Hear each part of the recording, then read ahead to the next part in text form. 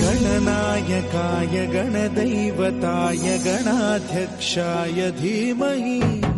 गुणशरीराय गुणमण्डिताय गुणेशानाय धीमहि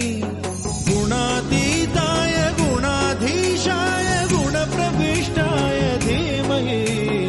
एकदन्ताय वक्रतुण्डाय गौरीतनयाय धीमहि